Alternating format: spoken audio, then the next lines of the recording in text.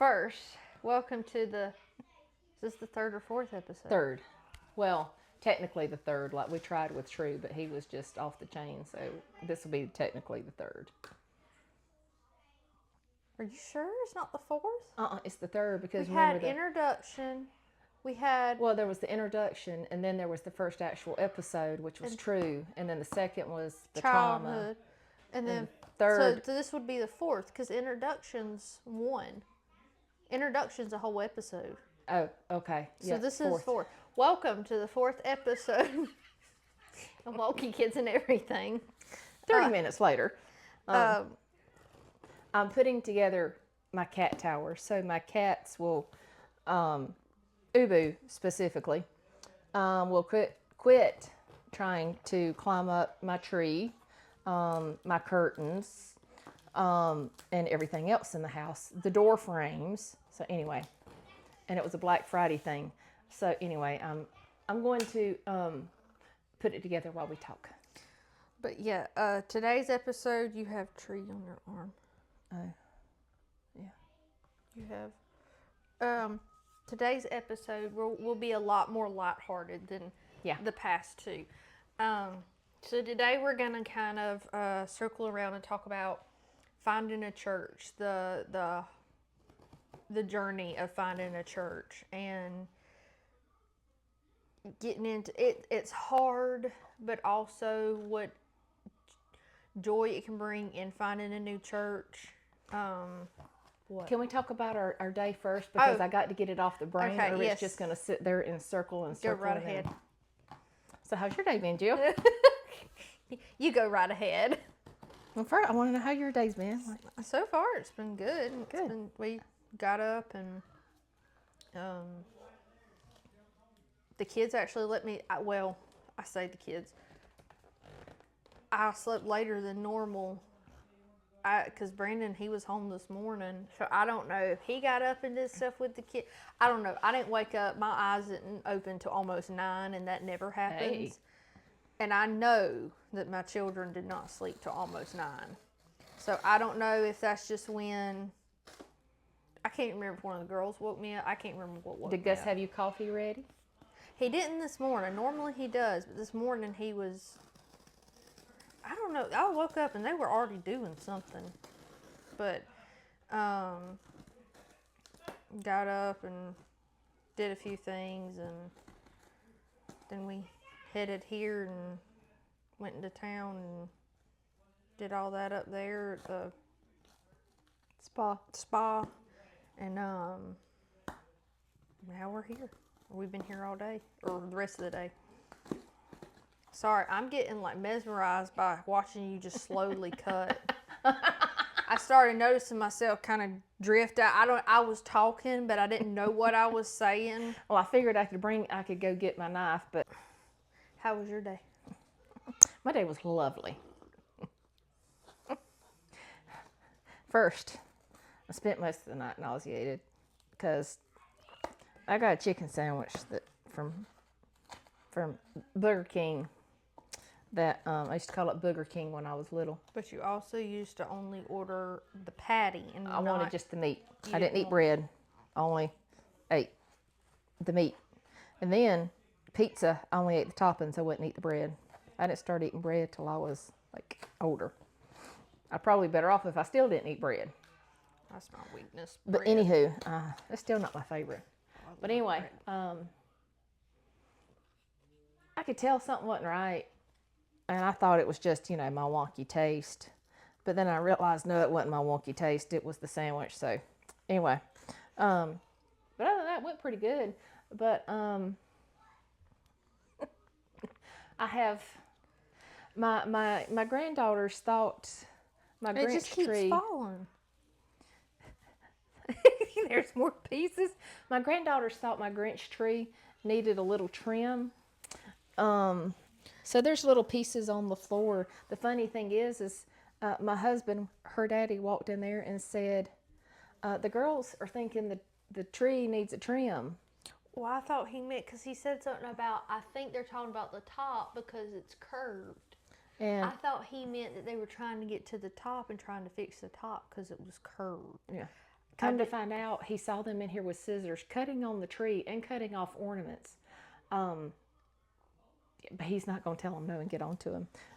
Before that, True knocked a whole glass of chocolate milk in the floor in the playroom and busted glass everywhere. And then as he was eating his macaroni and cheese, as the girls call it, I was wiping off the bar and noticed he had colored on my granite top with crayon. He was practicing his spelling words. Yeah, he was practicing his spelling words. So, but it's just stuff. He got in trouble. The girls did get in trouble. The girls they had to apologize. But I told her, I was like, listen, they didn't cut the wires. They didn't hurt themselves. Nobody got cut. Nobody stabbed each other. So it's all good. So anyway, have I said what I'm doing here? I think a piece just went in my coffee.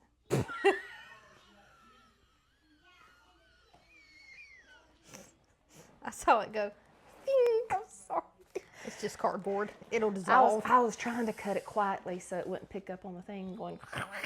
It'll dissolve. I've eaten worse. So anyway, you proceed with the. But yeah, both of our families are in the process of finding churches. We've been looking for a church for going on 5 years now, and others may hear that and go, well, you should be able to find one by then. It's hard. It's hard to find a church because there's some you'll visit where you go, okay, I could see us here for X, Y, and Z reasons.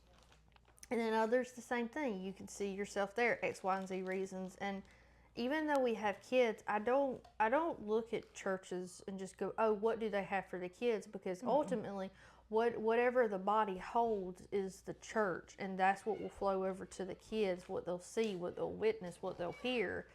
And well, too, it's some look at activities and stuff like that, but which is great to have activities. It's great. But the thing is like, what is the meat? What are they being taught? Are they being taught? Are they being fed the biblical basics? And are they being taught truths? It's like I was watching a video at night. I'll sit there and have to kind of unwind, get my brain to shut down, and I saw a pastor that they had rented some building or something where some other church meets, and he asked the lady that was walking by, he's like, are you the pastor of this church? And she said yes. And he said, well, we noticed in your library that there was books on like how to perform certain things. And sorry, my phone's over here dinging. How to perform certain things and like how to do all this stuff. Oh, Lord. And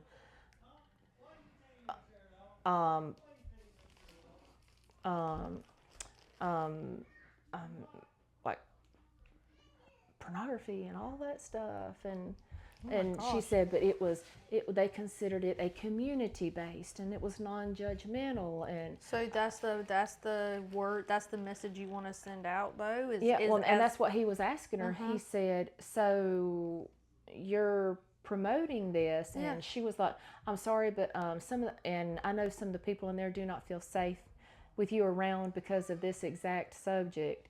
But she didn't even want to discuss it with him. She was getting livid because he wanted to discuss that.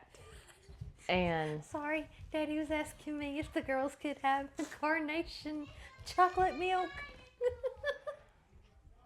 So rotten. I mean, I know I make them rotten, but oh my gosh. The look on his face. You couldn't tell him no. I mean, bless his heart. You feel like it'd break his heart whenever. When I got on to the girls earlier, when I got on to the girls earlier, I was getting on to them pretty hard about, we don't play with scissors, we don't cut things, we don't cut up stuff. His face was like I was getting on to him. I was breaking his heart getting on to the girls. You were, because you were getting on to the kids. He was sitting there rubbing her leg going, it's okay, it's okay. As May was sitting there crying. And when they do something, look at she's got this huge metal straw that's sticking out about 4 inches above the coronation thing.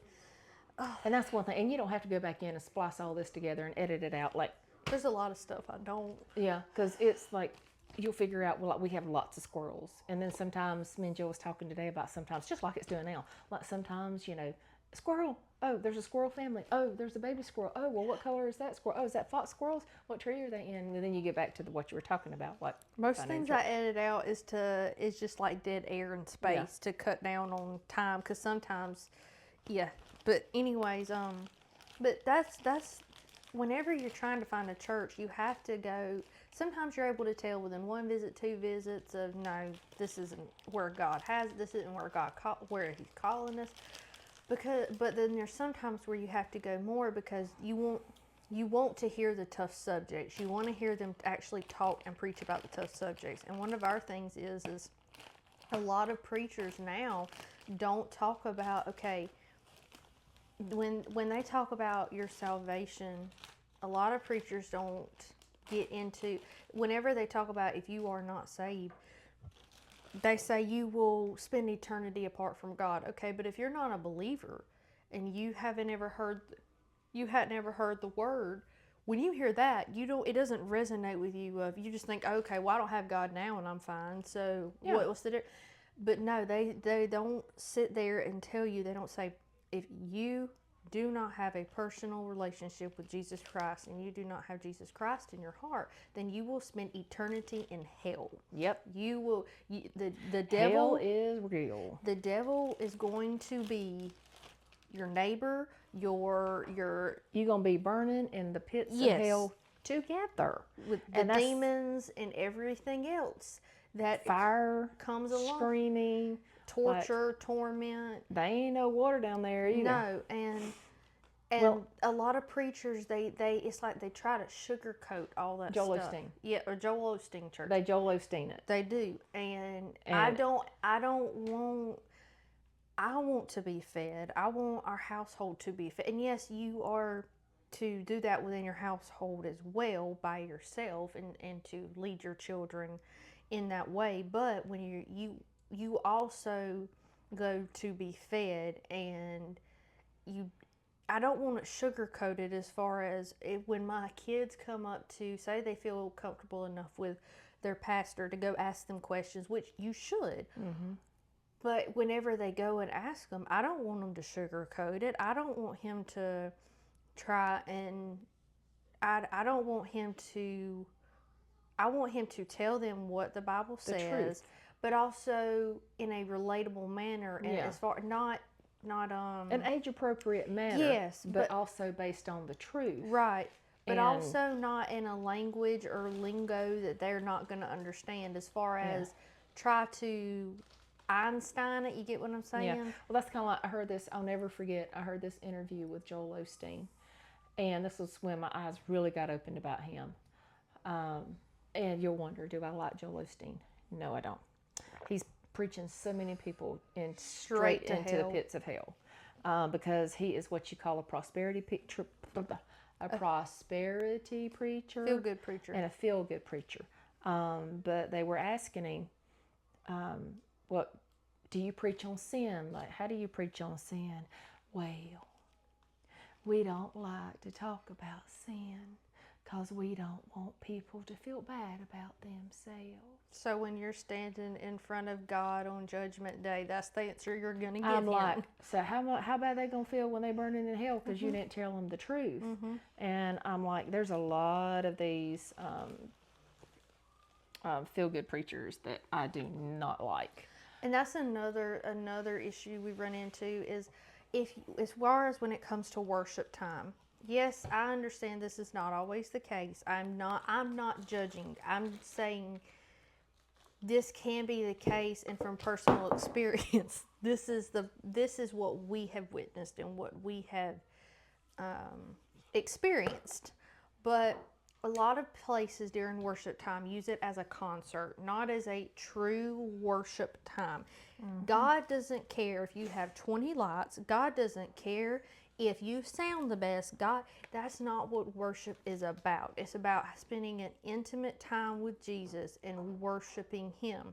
Not about the lights, the sound, the presentation. Rock concert. Exactly. And if it's a worshipful time and like that's different. But if you're doing it to get toes tapping and stuff like that. If you're doing it to gain numbers, you can gain numbers in anything all day long. But it's when you're actually reaching people, because it doesn't matter how big your church is. What matters is your congregation and the walk that your congregation has. Is it a true worship time? And a lot of times, I forget who I heard preaching about it, but the singing and all of that is to begin to prepare your mind and heart for worship, and to help you kind of settle down to be able to tune all the outside things out and to be able to focus on the message that day. And Alan just come to the door with some angel food cake and strawberries and literally mounded with Cool Whip. And now the girls are probably going to get a plate of it too. I'm sorry, Jill. They're going home and going to bed anyway, so they'll crash out. I know that I'm just not as comfortable in a big church. I feel like, which is, big churches are fine, but that's just not. I like a smaller, more intimate church. And the people are different, and I think it all depends on your relationship with people and how you're able to communicate. I'm able to do this all day long because it's serious, but in Sunday school, when we go around and they ask certain people like you read.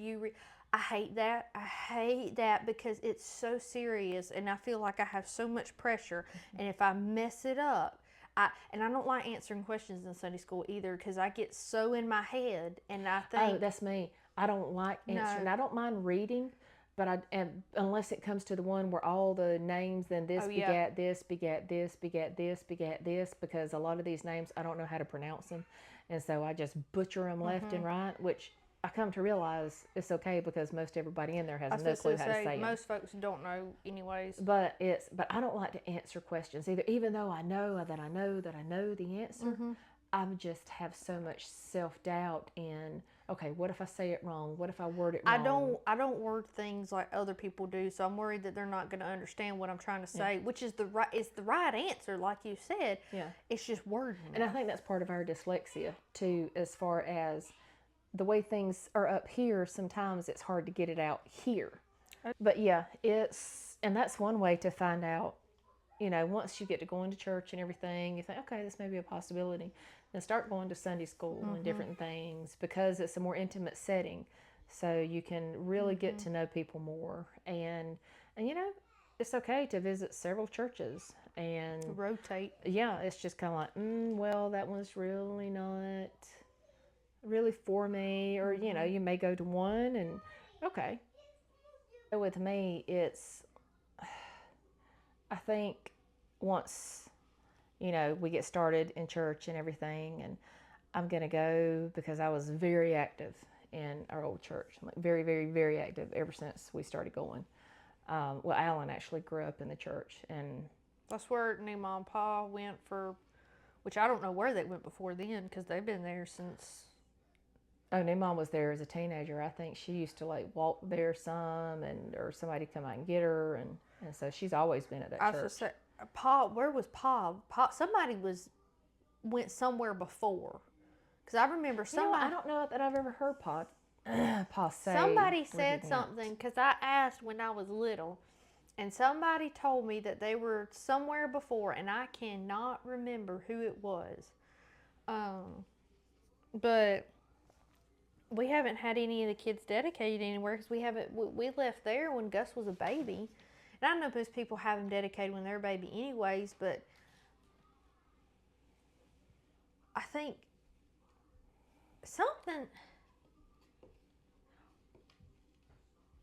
Gus was like 9 months old when we left, I think. But so we haven't had any of them dedicated, but when you dedicate your kids to the church, that's also asking that body of believers you're around to help guide your kids as well. To help feed them spiritually. Yes, you're essentially to pour into them. Yes, you're in a sense entrusting your kids to these people too, and you don't want to be a part. I know us. We want to be very cautious of what body we're presenting our kids to. Like when I say what body, I know we're all the body of Christ. As far as when you have Jesus in your heart, everyone that is a believer is in the body of Christ, but that specific group is what I'm talking about. And I mean, I know we're dedicating our kids back to the Lord because they're a gift from Him anyway. Right. But in the process, you're also asking these people to help pour into your children and entrusting them to help care for your children while you're not with them and while you're out of sight and while they're in like a classroom and all that stuff. And I want to also for us to be a part of or situations where the leadership has to step in or for whatever, not for necessarily a bad reason, but to see the leadership play out, to see how do they actually, are they non-biased? Have they got a backbone? Are they not afraid to stand up, whether it be family or not? Stand up and say, hey, this is wrong, to actually do what they are supposed to do and not let somebody else come in and run the situation over, trying to just not necessarily even be a peacemaker, but just to say, okay, let's push this aside and not deal with it. Because then it causes more problems, and those problems build up. But then also, how is that an example? Say you're the preacher, how is that an example to, you're supposed to be an example. And if this is the example you're setting, as far as I'm not going to hold myself accountable and I'm not going to hold other people accountable, but at the same time, you're holding yourself accountable as you're holding them accountable. Well, and two, are you going to, when you're the leader, the pastor, like you have to, it doesn't matter if it's mother, father, brother, sister, friend, church member, stranger that walks in the light, everybody has to be held to the same standards as far as, I don't care who you are, you need to be held accountable just the same. We all need to, and the same goes accountability. For, just say the deacons to hold the preacher accountable too, and to make sure that he is, to everyone to make sure they're doing their job. And the preacher to hold the deacons accountable. It can't be a good old boy society, because then the church begins to suffer. And then people also see that. And then people wonder why they lose members, people leave, and the same cycle keeps happening and nothing changes. Well, you can't change if nothing changes. Yeah. You have to, and it has to be, you can't look at it as, when you are in the leadership in the church, you have to look at it as what are God's standards? What does God say about this? If so-and-so gets mad, so-and-so gets mad because you know what? They're not God. They'll just have to deal with it and get over it. And like, you may have to minister to them and witness to them and then, but as far as looking for another church, and I think some of it's just a leap of faith. As far as you have to sit there and you have to do it. You have to eventually just go, okay, I have to do it. You take it all in, and if there's several you like, it's kind of, okay, which one do I really feel, do I get excited about getting up, getting dressed, and it's kind of, okay, we're going there. And which one will encourage me to build my walk, and not meaning encouraging as in just feel good, because that God doesn't tell us we're going to feel good. He says the exact opposite.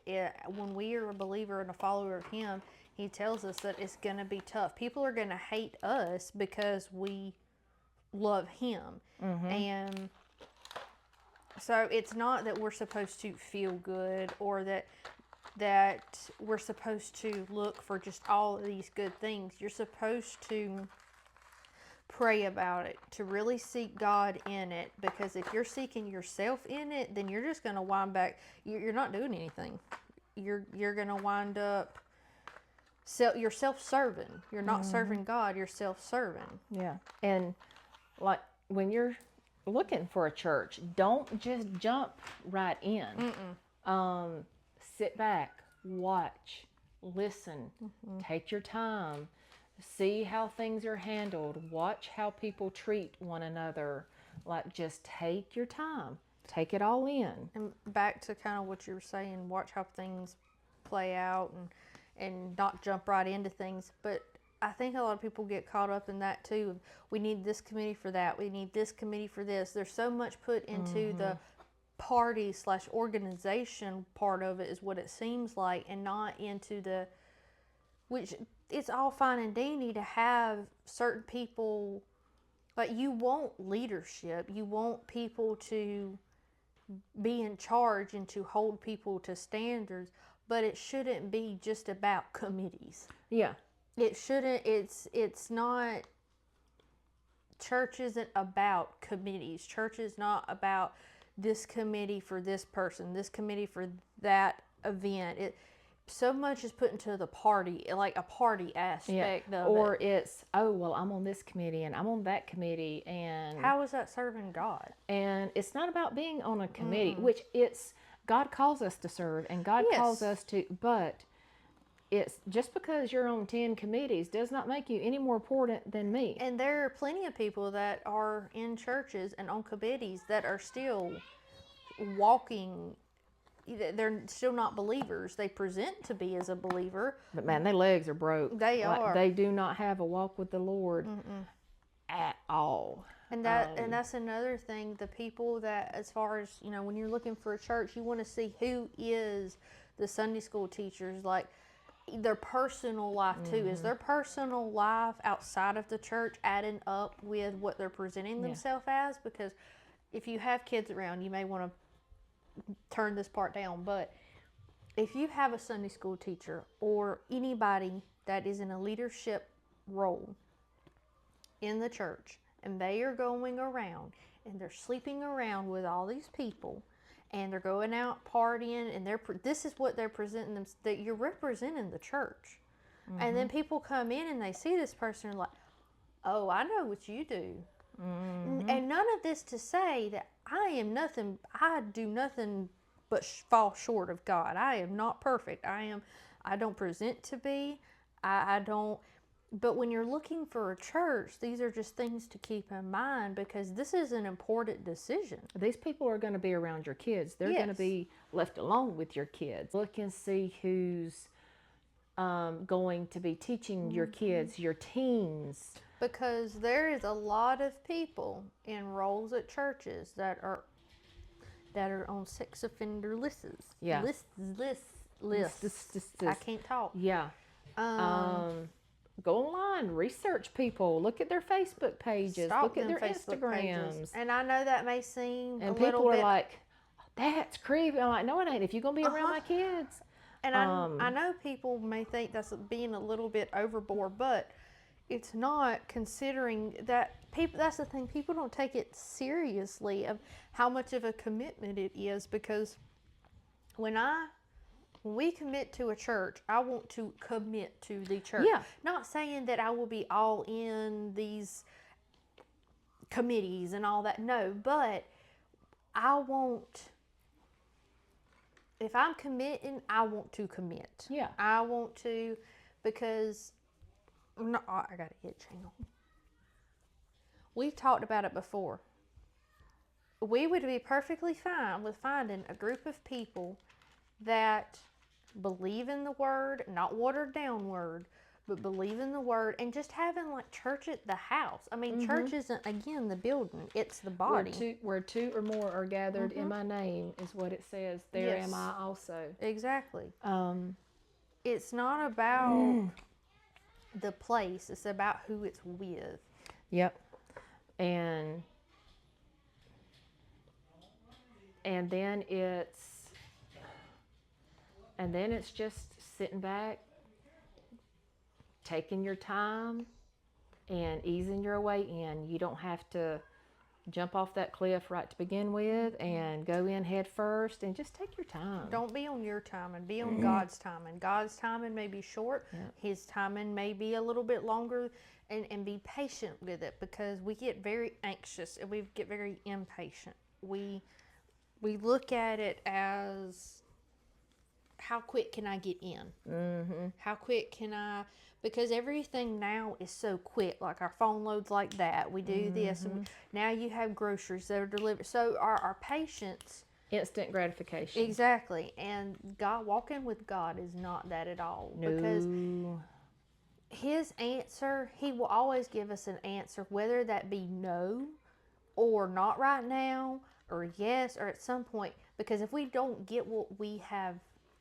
prayed for, then we got our answer, because it's no. Sometimes it's wait. Exactly. You know, and one thing I discovered through, you know, everything that's going on, and I have understood that when God says, be still and know that I am God, one of the hardest lessons was for me to be quiet, be still, and allow God to do what He needs to do, to work in others, to work in me, to reveal answers. And it's so hard to, but I knew what it meant, but now I truly get what it means to be still and know. And we just have to wait on the Lord. And it's okay. Now, it's not okay to just get your feathers ruffled and just church hop. No. You know, there's a big difference. No. Big difference. But we aren't supposed to leave just on a whim, or just because we've been at X place for 20 years. No, it's not. We're not supposed to do that. That's why when I say I want to be committed, I want that specific group of people to know that they can count on me as a sister in Christ, and that I am reliable, and that I will do what God calls me to do. I don't want to be half in, and you have to wait on God's timing for that, because our timing is it's just not going to work. It's just not going to work.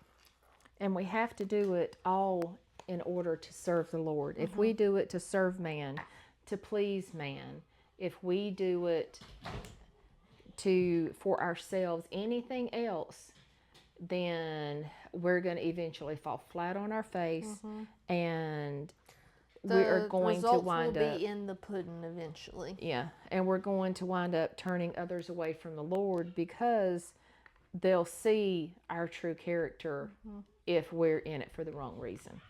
And then another thing is like spiritual gifts. You know, we're not given a spiritual gift until we accept Christ. And when we accept Christ, each one of His children are given spiritual gifts. And as you grow in your faith, sometimes those will change. I know mine have. I used to would have never gotten up in front of somebody and spoke. Like, that was not. But now I could. But mine has always been a servant's heart. Mine has always been to serve. And mine has not been to teach. I am not a teacher. That is not my thing. I have taught, and I've taught little ones. But to teach older grades, oh my gosh, that is just... It's hard. It's hard, but that is not my gift. Now, I've done it because, you know, there wasn't somebody to do it, and I gave everything I had, but that was not my gift. Mine is serving. God is forming more of a leadership area in mine. But allow God to use those spiritual gifts and to plug you in to where He wants you. And that's part of picking a church too, is one that will feed those spiritual gifts, and that others will help you and will, what's the word I'm looking for?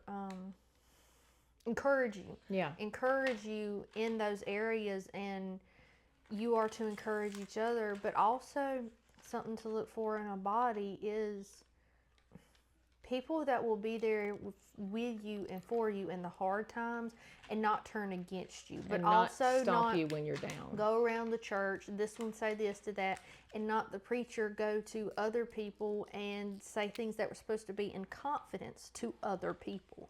That is a big no-no, and that causes so many problems. And or take struggles you're having or you have gone to him with, and the next thing you know, it's coming out of the pulpit. yeah, Or they take that and they turn it against you and they use it against you, and then that also flows over to this person.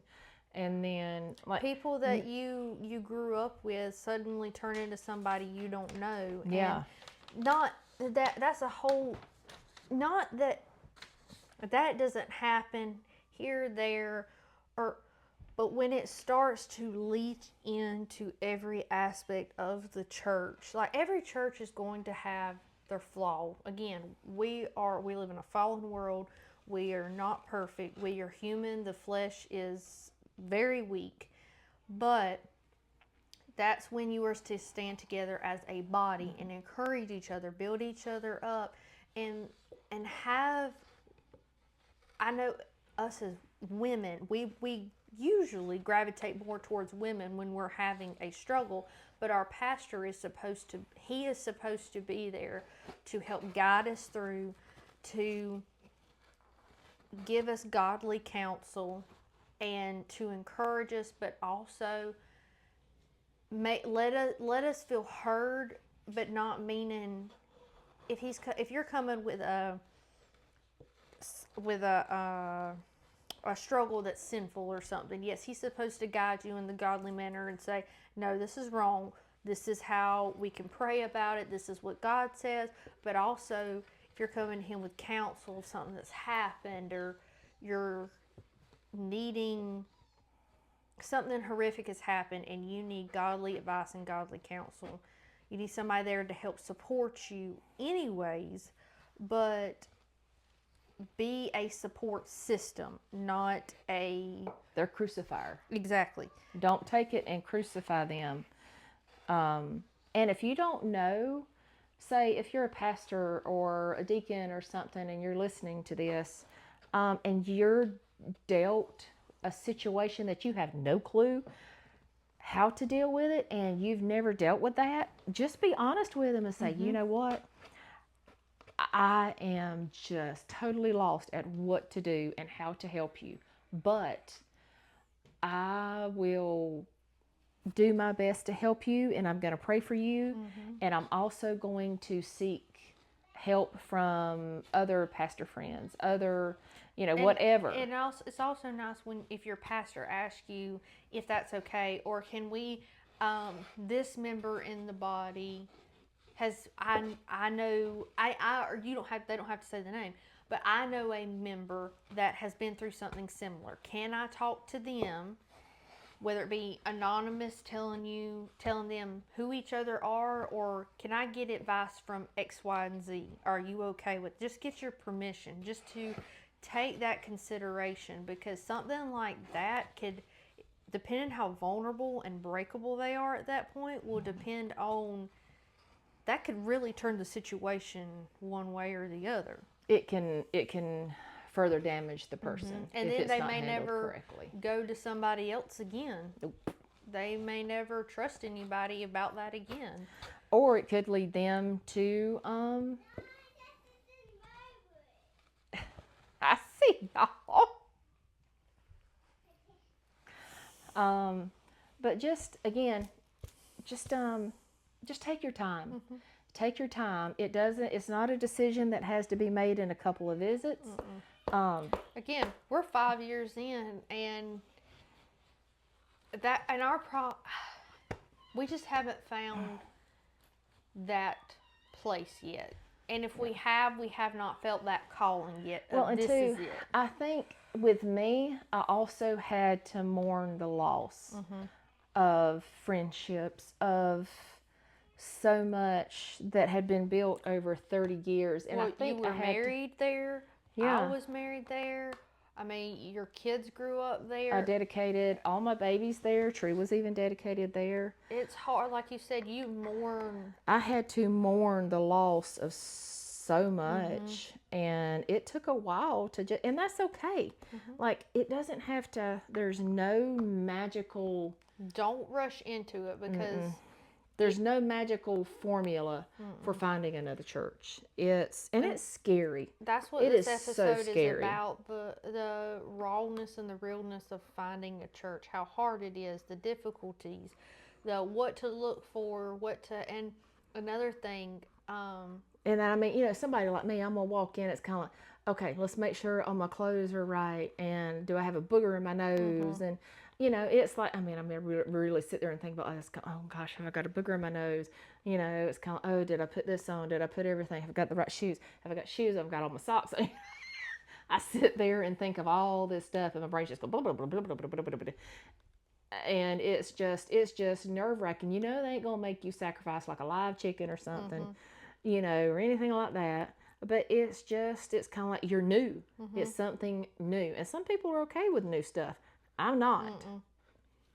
Now, I get a new pair of shoes, I'm fine. But oh no, I even got issues getting new pairs of shoes because I'm attached to the other ones that are already broke in. I don't. But you know, but if you're struggling and you just do not feel like your current church is where you need to be, sit with the Lord, talk with the Lord. That doesn't mean make a decision right now. It just means pray about it. Truly seek God about it. Because if you're starting to you start to see red flags come up, or God is moving you for some other reason, just really pray about it. Really seek God in it, because sometimes that feeling can come from just being uncomfortable in the sense of God is pricking your heart, and you don't like feeling the conviction of what He is pricking you of, and so you go, oh, well, you take that feeling and transfer it to you need to leave. Is the problem the church, or is the problem you? Yep. And that's why you need to sit with the Lord. And it took me a couple of years. Like, it took me 2 or 3 years before I ever really come to that decision. And then I had to go through the mourning and the process of, oh my gosh, where do I even start? Because it's been 30 years. And so, but I didn't rush it. I waited on the Lord, and, you know, in time, He just showed us. And you do this anyways, you know, your daily devotional, your daily time with God.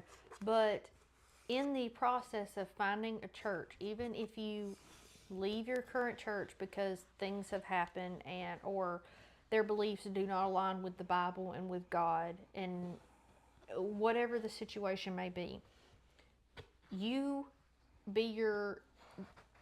have your own personal time with God still. And you just really dig into the Word, and don't let the devil take that in your mind as okay, well, we're on a break, let's just not do anything, because he'll try to manipulate and play that into, oh, well, we don't need to spend time with God at all, we just need to take a break overall. No, that's when you really dig in, because you no longer have that body around you. You no longer have that congregation. And I can tell, like, when I was going to church regular, I could tell when I had been to church. It's like I come away feeling, but even God even tells us that we are to go in fellowship with one another. And I forget where it's at, but He tells us that we are to go in fellowship with one another. Well, iron sharpens iron. Yep. And this thing goes in here somewhere. Oh. But be diligent in your walk with the Lord. And if you're not, I'm not good with reading. I mean, I can read, but I just. Oh yeah, okay. I listen. I listen to podcasts. That's another thing. Back it up with good. So what I'll do is, my new rule is, and I've stuck to this for about 2 months now, is I do not get on any type of social media until after I do my Bible study. Whether that be, what I try to do is I try to start my day off with the Lord. I try to get up, get everything situated, and I get back in my bed and I do my devotional. And I try to start my day off like that. And if I don't, I can tell. but also I do not get on social media until I have done my Bible study, because if I have time to get on there, I have time to spend with God. And social media is not going to give me it's not going to feed me anything. It's not building it's not, yes, there's TikTok videos that do this and that, but it's not the same thing as spending time in the Word. And if I say we're really busy that morning and I'm not actually able to sit down with my physical Bible, then I'll listen to a podcast. I will feed in some way, shape, or form. But if I'm starting my morning off with social media, then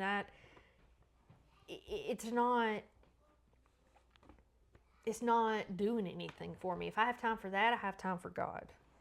And I try to, and sometimes that'll be, if we've gotten up, say we have a doctor's appointment at 9 that morning, because of where we live, I have to leave the house by 8. So that's a very early morning. And so if that means I don't get on social media till I get home and do my Bible study, which is 3 o'clock in the afternoon or whatever time, then I just don't. I don't. So. And I know this is probably like so off basis, but some things we hear, we hear we are all God's children. No, we're not. No. You are not God's child until you realize that without Jesus, we are nothing. We are all sinners saved by grace. And you are not God's child until you realize that you need Jesus, that you're a sinner. There's no magic prayer, but it's the fact of you realize you need Jesus. And then you say, Lord, I need you. Please save me. Please save me from myself, from the pits of hell. Please just come into my life and help me. I'm so sorry for everything I've done wrong. That's when you are God's child. That's when you are a child of God. Not until then. Also, when people say, judge not lest you be judged, they take that so much out of context. Whenever you are, if somebody ever quote, and that's another thing when you're finding a church, something me and Brandon have talked about is so many preachers are preaching what they heard the preacher preach before them. They're not actually reading and they're not actually studying. They are just repeating what they've heard. So make sure when you are looking for a church that they are actually preaching, in general, preaching the word, but look at what they're preaching. Yeah, take notes. Yes. Mentally, or either like in a book, take notes. A lot of preachers like to pick out certain parts of a verse and only read that or put that up on the projector to accomplish what their end goal is. Yes. And another thing is check. There are some versions of the Bible that you don't want to use because they leave out certain scriptures or they water it down. And so check and see what Bible they are reading. See, just figure out what they're reading. Does it line up with the actual word? Yeah, because some really good ones are ESV, New American Standard Bible. King James is fine, but the reason why a lot of people say James, I can't understand King James, but the reason why it's written that way is because that was how they spoke when King James Bible was created. This, thou, thus, and that makes my brain swirl. And New King James is you could use that like ESV because it's very plainly spoken too, but y'all may think, what in the world does that have to do with? But it all ties in together. It all ties into, because you won't, if say you do have a vulnerable moment and you do fall into something, you want to know that you have this body around you to help you, lead you back to God, to help you, that they will help lead you in the right direction instead of tear you down.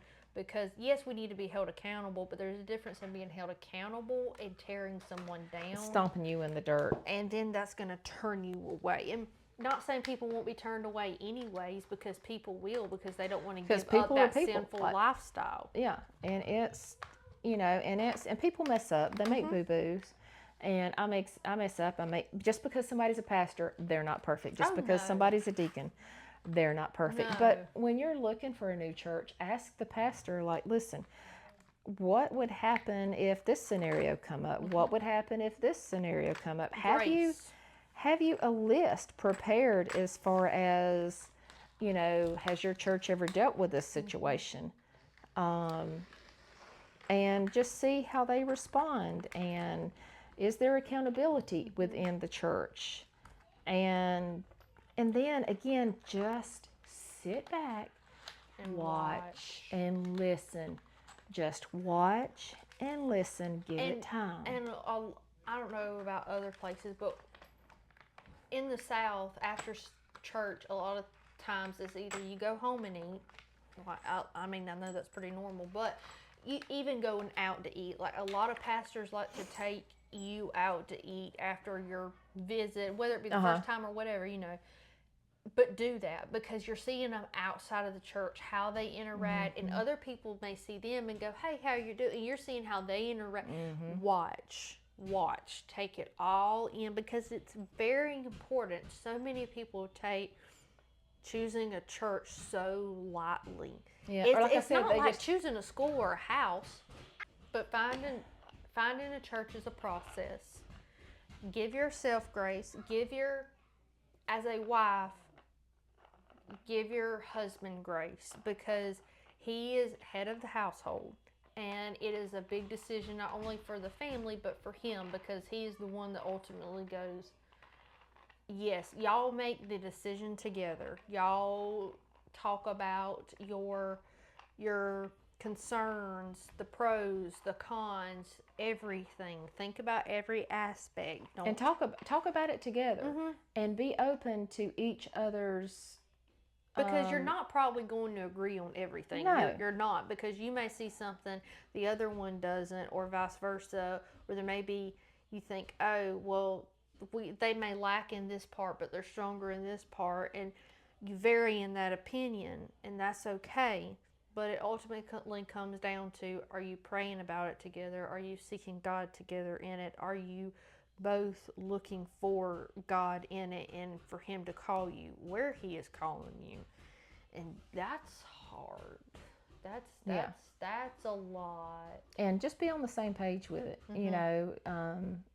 If you have children, let your children see that you have a united front, and we're all on this page together. And ask your kids' opinions too, if they're old enough. Like, even Gus is 6, and he said some things about some churches we visited, what he likes, because he is old enough to kind of tell certain things, and that may give you, God may even use that to weigh how He's wanting you to go. And if a church doesn't have like an established children's program or something like that, how do you know God's not calling you to start that children's program, or your kids may be the youth program or something like that? You never know what God has in store for you. Because I would rather have a church that has a no children's program, or the smallest children's program, and not water the gospel down, than a watered down gospel church and a massive children's program. Yeah.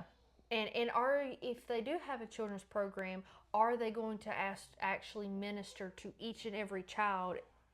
Are there so many kids that they're getting lost in the chaos? Like, are we choosing more activities and fun stuff over the gospel? Because you can teach the gospel and make it fun, but is it more about these trips and these sign-up sheets and everything else than actually ministering to these kids? Because they are such a sponge.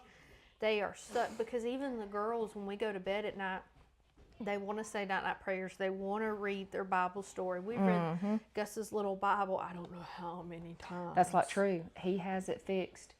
Every night he has his Bible open. I mean, I'm sure it's probably sitting back there now. Got the Bible open, and he'll say, okay, Mama, night prayers. We have a routine. Night prayers. And then read the Bible, and he'll say, okay, what page are we on? Okay, let's go to such and such. And we'll read about 20 pages. We read, his is like, it has the different stories, like the main stories. And so some are really long, and some nights we will divide those up into two. And I'm not gonna lie, I'm not gonna pretend to be perfect either. There are some nights I am exhausted. Oh, there's been a couple of nights. And I'll say, we'll read it tomorrow, we'll read it in the morning, something, because my brain is, once I get to that point too, if I don't go to sleep at that point, I'll be up all night. And then it's not gonna be good for anybody the next day.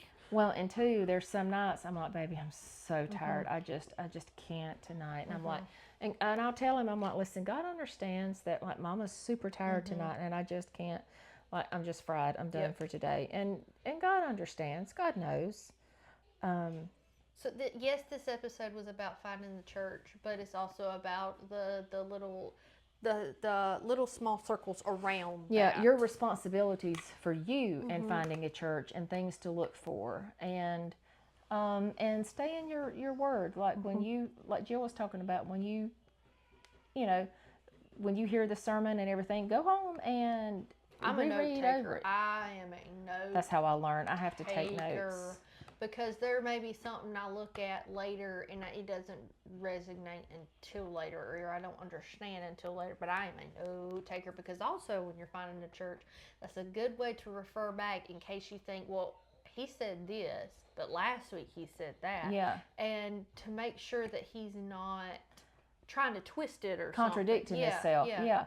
Go to him and ask to him. Talk to him about it. Say, hey, in my notes you said this. But because he may not, it may be a situation where he doesn't realize he may have just said it wrong and not even realized he said it wrong, and you misunderstood, or it got presented in this way, because sometimes that's all it is. But it's just go but seek God and make sure that He is in it, in the middle of it.